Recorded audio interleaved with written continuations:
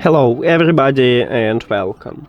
In this video I'm going to show you how to fix when your SKULLCANDY Jib True are not charging.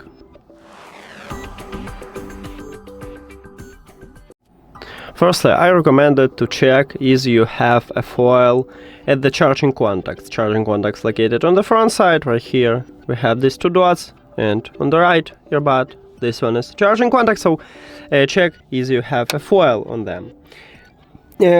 Next, if you know that you haven't, I recommended to clean these charging contacts. So you can apply isopropyl alcohol, use a brush or toothbrush to clean it. By the way, at this channel we have video how to clean this earbud, so if you don't know how, you can check that video. The last one, I recommended to check your charging cable, so that change it to another, and also adapter. Oh, and at the back side we have micro USB port, so check is everything okay with this port. And that's it.